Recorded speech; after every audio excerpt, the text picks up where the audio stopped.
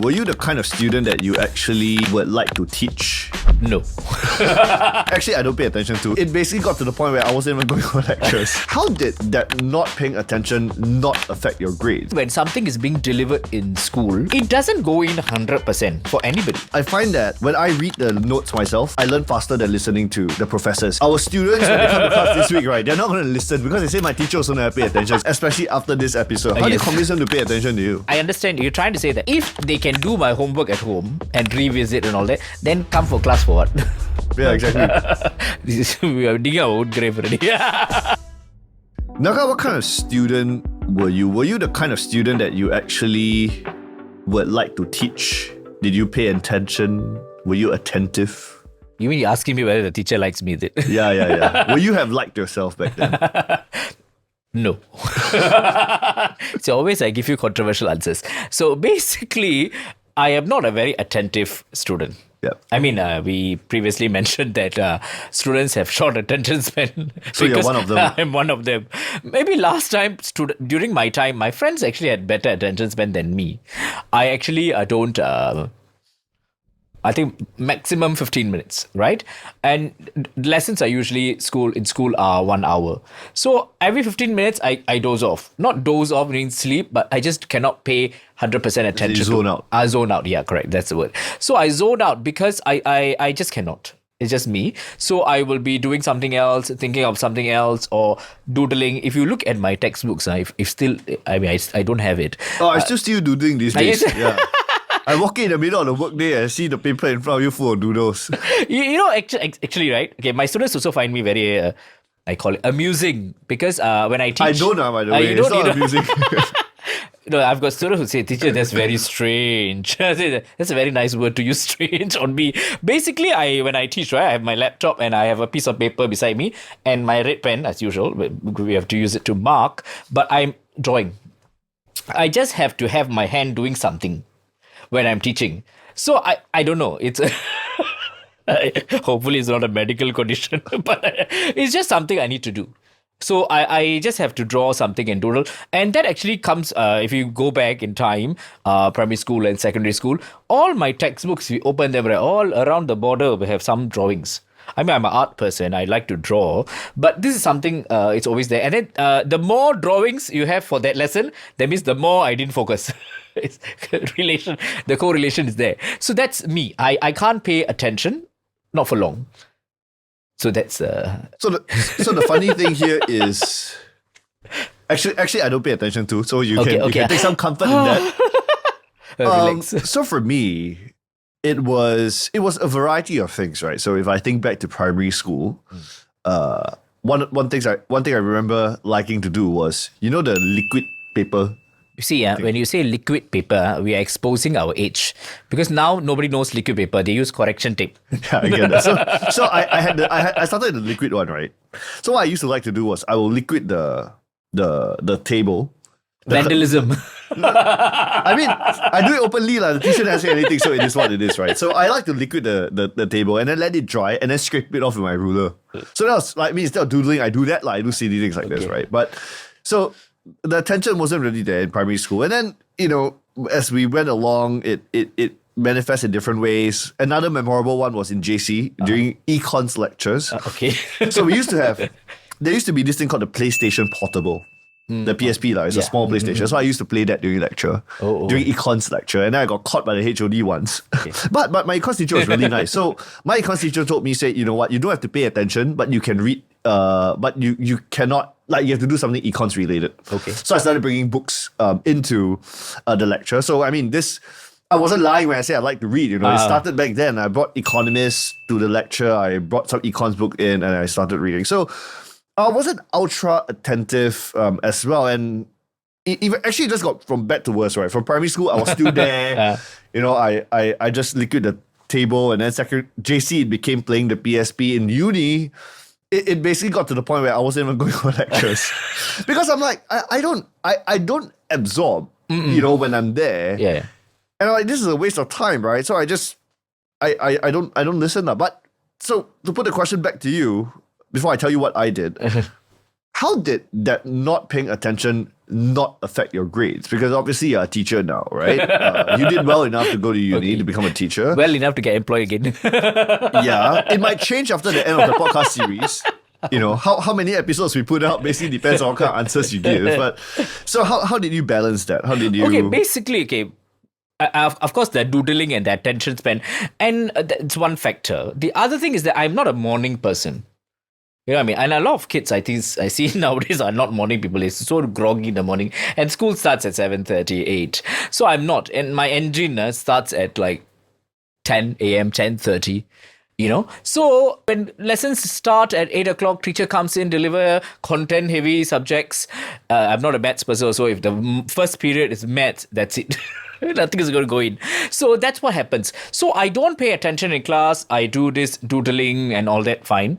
Zoning out, thinking about something else. But then what I do to make up for that loss, so I was a bit more conscious then, even at that young age, I come back and then I revisit. So this revisit thing can sound very simple as we are talking about it, but actually it's very, very important. If you know yourself well that you didn't pay attention in class, if you come back at home, which is like at the evening, which I'm more awake, I'm an evening person. So, and then I revisit. While I do my homework, I also look at what was covered, roughly. I mean, I'm not very studious, I would say, like I'm not saying like 100% revision for exam kind of thing, but I just go back and I just, okay, teacher mentioned all this. Do I remember? Okay, I don't remember. I dozed off. Of course, when I look at my doodles, I know like this is where I dozed off. I better go back and check where I didn't listen. So I do that patch up work, I call it, so-called. So that patch up work helped me. So it became a habit in the end. So even if I don't pay attention in class, I come back, I do my makeup, whatever they call it, patch up, makeup, so that I compensate for that loss of attention. And I'm able to do it. So that's one thing also. So if you are not able to do it, you're a student, right? Then you have to pay attention in class, I think. So for me, one of the, I definitely had that element as well. I think if you're not going to pay attention, then catching up outside of class matters. And some people might go, hey, why do you do double work, right? Why don't you pay attention the first time so that you don't have to do that? Now, my counter argument is, so for me, there are two aspects, right? So number one, it is that, especially at upper levels, when I got to JC and uni in particular, I find that when I read the notes myself, I learn faster than listening to the professors in uni. And then in JC, I think, I guess that's largely true for econs, which is reading myself is just a lot faster and it's a lot clearer as well. So I'm like, I don't want to listen. I'd rather do other things, right? Because it's not going to go in anyway. And I have to go and study anyway. So in my mind, doing it twice is listening in the lecture and yet having to revise again. Because if I'm not going to get it while I'm listening, then why should I do something else? Now, there's something else apart from the gaming and then the chit-chatting and the liquid paper and all that is I had this habit where I like to do exercises. I like to do homework in class. Not like yesterday's homework that I'm trying to catch up on, but I like to do the homework that got prescribed today. Okay. So like I'm supposed to do homework at home today after school. I don't want to do that. I do it in school instead. Because if I'm not going to listen right there, I might as well do something productive. Okay. So I like to do that. No, I mean, like there's a mix of things here, right? I'm not just like playing games or chit-chatting all the time, but insofar as like productive work is concerned, and of course this only happened when I got a little bit older, I choose to do the exercises because like for me, I find that the retention's better when I learn by doing. Because like, I think for a lot of subjects, maybe not so much the humanities, but the math and the sciences is like, someone can say it to you a lot of times, but if you don't work it, at least for me, right? If I don't work through it, the logic doesn't stick. Yeah, of course. I mean, I agree with you because the fact that the homework itself, right, it's supposed to make you revisit what is taught in school. Because I'm a strong believer, I mean, I'm a short attention span person, but just a regular student who has regular attention span, even when something is being delivered in school the first time and somebody is teaching you something, right, it doesn't go in 100% for anybody. I think even if you're a genius, you still have to come back and revisit it and learn it one more time again. Like what you said, learn it by doing. You have to do it. That's why they give you homework so that whatever is taught gets etched in into your memory or into your brain. And then that makes the learning more effective. At least you must do it 2 times. So revisiting, which I do because I don't pay attention in class, actually everybody should do. That's why we give them homework to come back and do. And teacher cannot, in class, right, when we are delivering lesson during that particular period of time, it cannot, we can't deliver it in a way that it goes in full on 100%. Whatever is delivered, I think the student probably catches around 50%. I mean, depends on the student's ability also. So, and then the other 50% is that when you come back, you revisit, you do all the homework and all that. But what I want to bring across now is that since, okay, all this has been there over years, right? Homework is very normal. I think even our parents' time, there was homework. But I think what has happened over the years is that students don't see homework as something to revisit. It's a chore. So they just come back and do the homework without any sense of revisiting and trying to understand, checking your understanding and all that.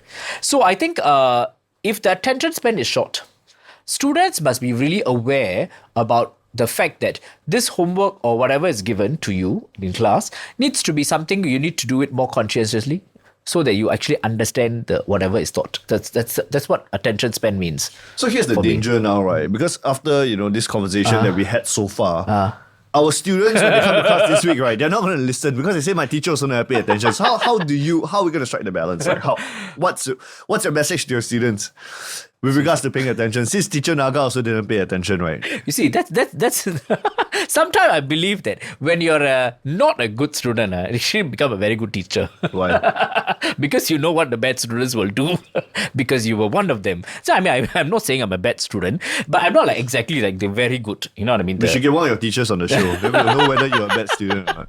It's going to be very dangerous. But anyway, yeah. So basically, I was not, as I said, I know what will happen when the student is not paying attention.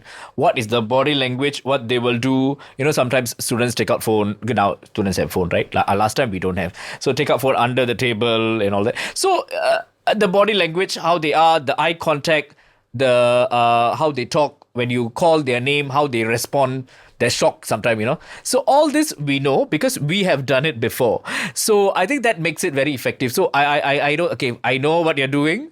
So sometimes I don't even call the student's name. I say, whoever is looking down at the floor right now and not looking at me, I know what you're doing, and they're very scared already. Yeah, but how do you convince them, especially after this episode? How do you convince them to pay attention to you? They have to. No, but why? Because I think, okay, I understand you're trying to say that if they can do my homework at home and revisit and all that, then come for class for what? Yeah, exactly. We are digging our own grave already. So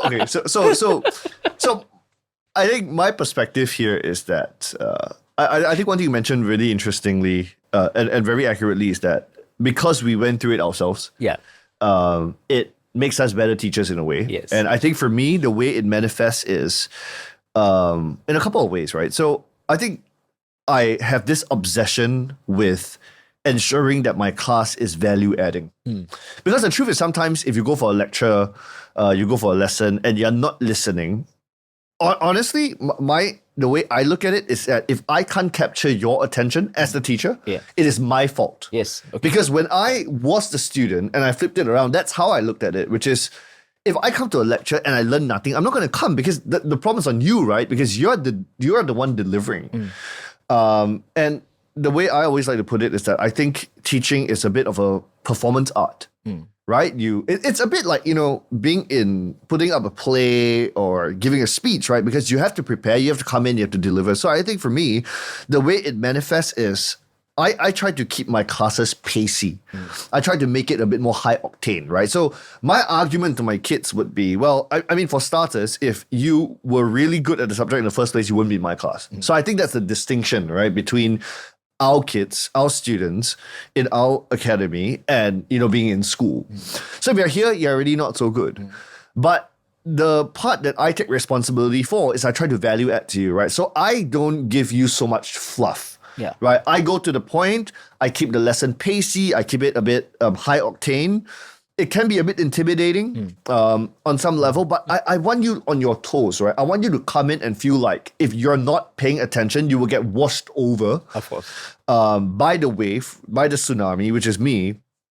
And that, in a way, I think forces you to listen. It's a bit more gripping, it's like a fast-paced thriller. It's like a movie when you structure it like that. So that's kind of how I do it, to give them a reason to listen. Your lesson looks like they are at the edge of their seats in a thriller movie. No, but the thing is, if you do it like that, right, then people will listen, right? If you drone and then you read off the notes, and everything you also say is important, right? I think that's actually one thing I really hate sometimes when you go for lessons. Yeah. It's just like everything's important.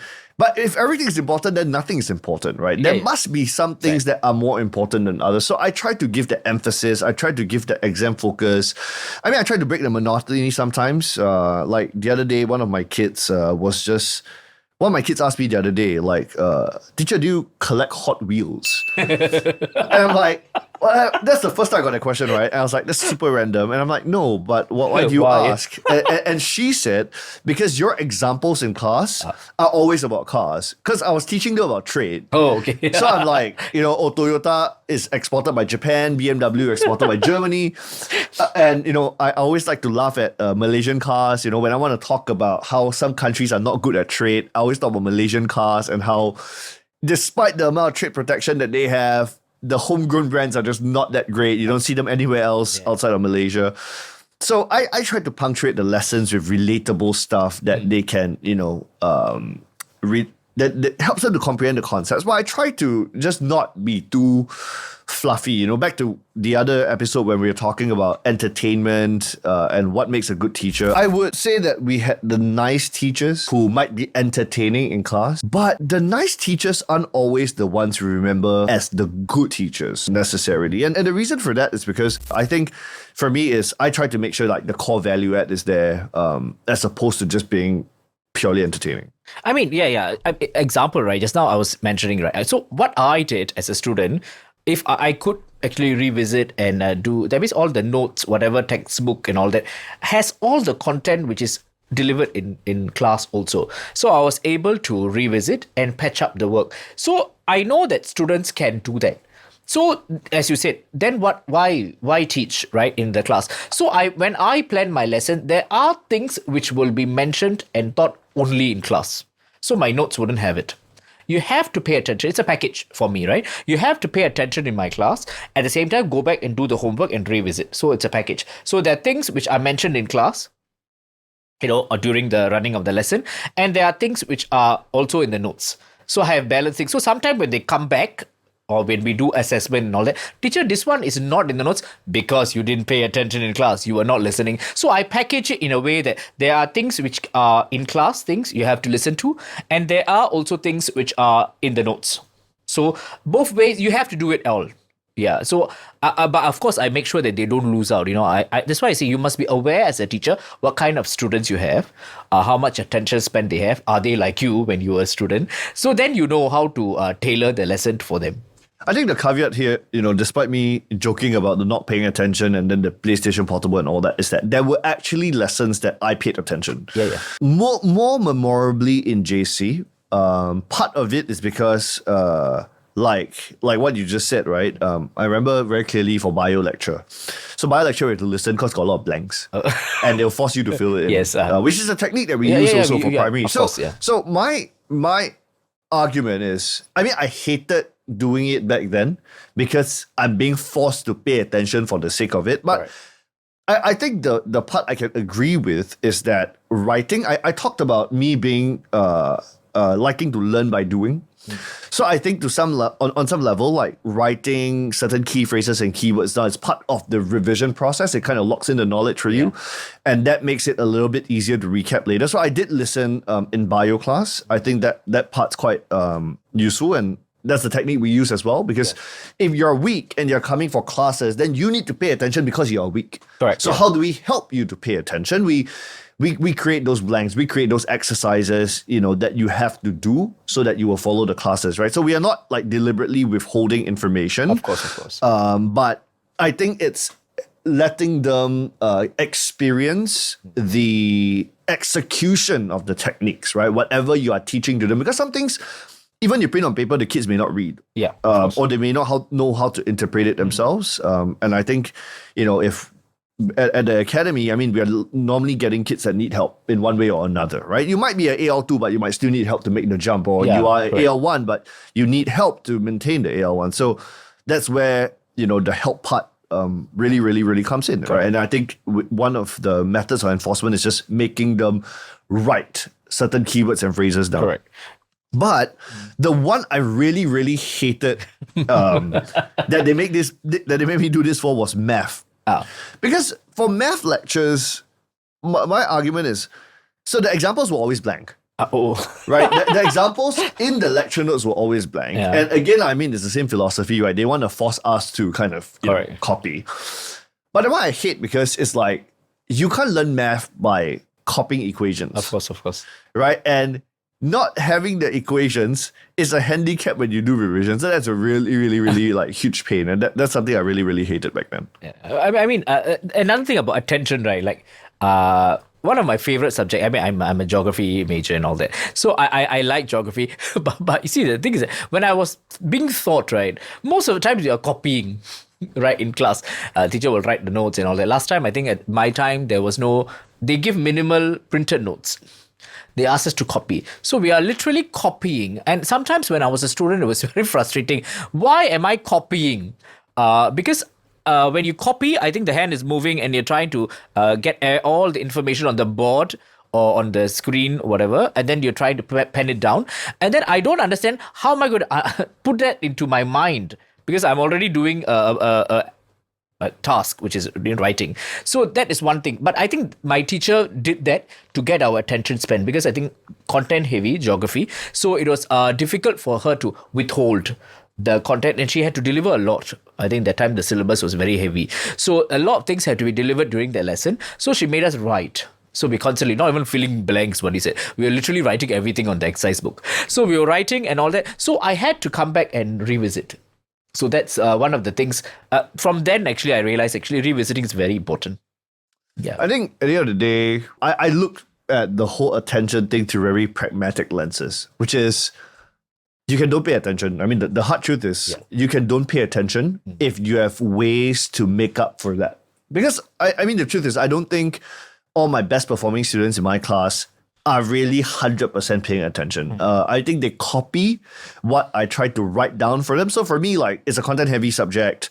I don't like make them write out the explanations again, but I try to give them insight. I give them examples.